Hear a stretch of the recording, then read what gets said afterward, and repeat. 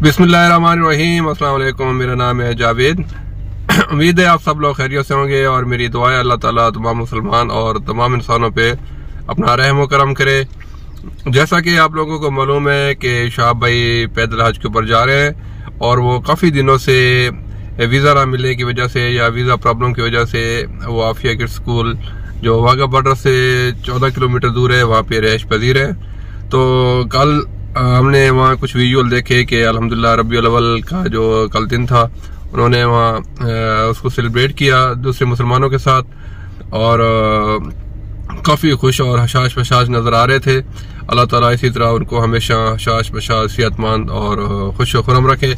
तो आज की जो ताज़ा तरीन अपडेट ये है कि जैसे आप लोगों को मालूम है कि आज से वर्किंग डे स्टार्ट हो गई है। पिछले दो दिन छुट्टियां थी, तो आज से उम्मीद है कि कोई अच्छी खबर आ जाएगी।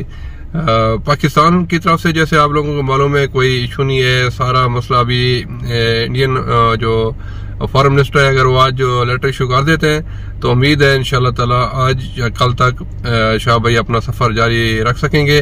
तो जैसे कि उसके कोऑर्डिनेटर ने बताया कि वो जब इंडियन फॉरेन मिनिस्ट्री उसको एक लेटर इशू करती है जो ट्रांजिट वीज़ा के लिए होती है, इंशाल्लाह ताला जैसे इंडिया के जो मौलाना शाही इमाम साहब ने आवाज़ उठाई है उनको भी खराज अकीदत पेश करना चाहिए, क्योंकि उन्होंने शाह भाई के लिए बहुत आवाज़ उठाई और इस तरीके से जो शाह भाई का मसला था वो इंडिया और पाकिस्तान के जो ऐवानों तक पहुंचा और पाकिस्तान की तरफ से लोगों ने सोशल मीडिया के ऊपर भी बहुत आवाज़ उठाई।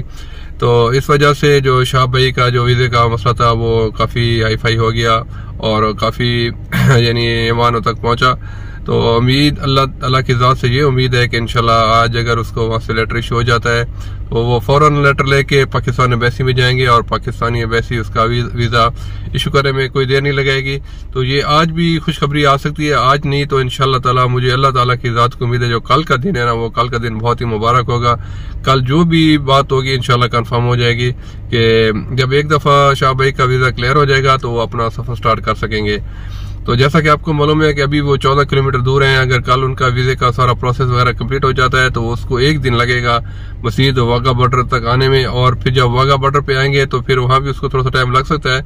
आपको पता है जब इमिग्रेशन का मसला होता है, और एक शाह भाई कोई आम पैसेंजर की तरह नहीं है क्योंकि वो इस टाइम आलम इस्लाम के एक हीरो बन चुके हैं और सोशल मीडिया के ऊपर बहुत वायरल है और उसको पूरी दुनिया देख रही है। तो इंशाल्लाह ताला उसको पूरे प्रोटोकॉल और पूरी सिक्योरिटी के साथ पाकिस्तान में दाखिल किया जाएगा और पाकिस्तानी तो बेचैनी से इंतज़ार कर रहे हैं।